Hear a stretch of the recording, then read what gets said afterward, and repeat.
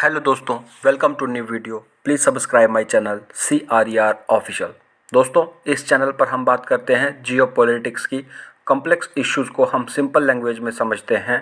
और आज का टॉपिक है, हम समझेंगे कि ईरान कंट्री को आसपास अपने नेबर कंट्री या फिर US जैसी कंट्रीज से के साथ क्या दिक्कत है। सो टॉपिक रहेगा, why multiple countries are in tension और कन्फ्लिक्ट विद ईरान।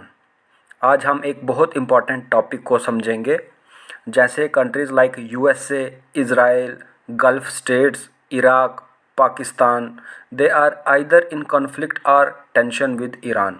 ये सिर्फ एक वार स्टोरी नहीं, ये एक जियोपॉलिटिकल पजल है जिसमें history, power, religion, strategic interests और अलाइंसेस सब इन्वॉल्व हैं। दोस्तों, ईरान की स्ट्रेटेजिक पोजीशन क्या है?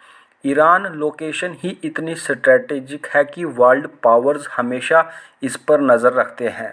ये कंट्रोल करता है रूट जो कि स्ट्रेट ऑफ हार्मुज कहते हैं, जहाँ से दुनिया का बहुत सा ऑयल पास होता है।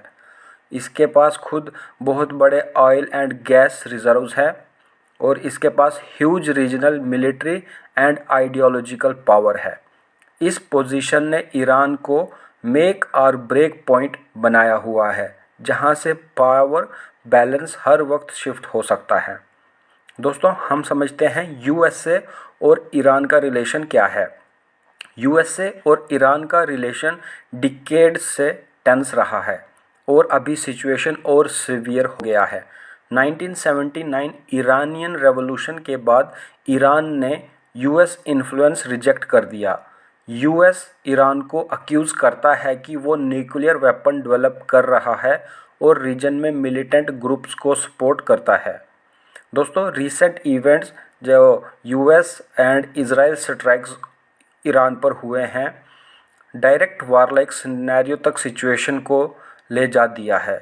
US क्लेम करता है कि they want to stop threats और ईरान बोलता है इसको एग्रेशन। आज US की मिलिट्री फोर्सेस मिडल ईस्ट में इंक्रीज़ हो चुकी हैं और कन्फ्लिक्ट हमेशा एक्सपेंड हो रहा है। दोस्तों, अब हम समझते हैं इज़राइल और ईरान की सिचुएशन क्या है। इज़राइल और ईरान का कन्फ्लिक्ट एक एग्जिस्टेंशियल राइवलरी है। ईरान सपोर्ट करता है मिलिटेंट ग्रुप्स को, जैसे कि हिजबुल्ला और हमास, जो इज़राइल का ट्रेडिशनल एनिमी माना जाता है। मिलिट्री अटैक्स, मिसाइल स्ट्राइक्स और इंटेलिजेंस क्लैशेस रेगुलरली होते रहते हैं। रीसेंट स्ट्राइक्स के बाद टेंशन और बढ़ गई हैं, जहां ईरान ने US और इजराइल के बेसेस और गल्फ लोकेशन को काउंटर अटैक से टारगेट किया है। टाइम्स ऑफ इंडिया के अकॉर्डिंग इजराइल के लिए ईरान का न्यूक्लियर प्रोग्राम और मिलिट्री पावर एक डायरेक्ट थ्रेट है। दोस्तों, अब हम समझते हैं गल्फ स्टेट्स और ईरान का रिलेशन क्या है।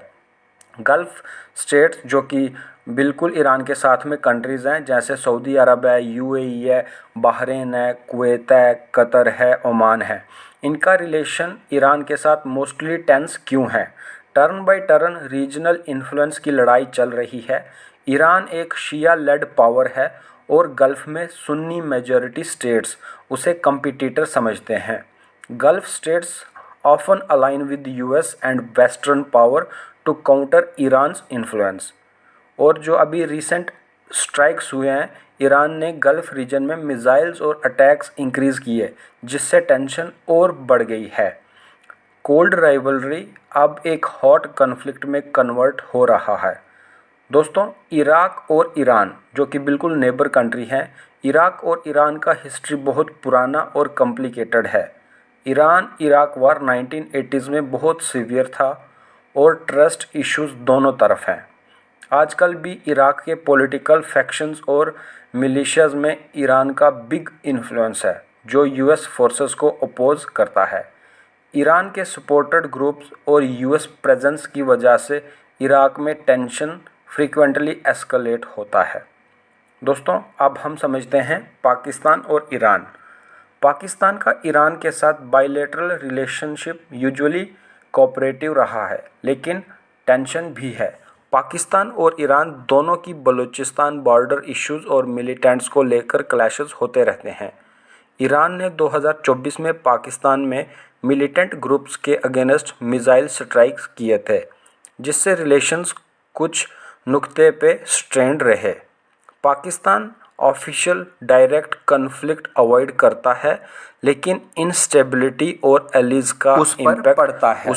सो दोस्तों, अगर हम देखा जाए वाई ऑल दिस, ये सब क्यों हो रहा है, असली वजह ये है power and influence. Iran want to lead the region और बाकी जो कंट्रीज़ है उनको इसका फियर है।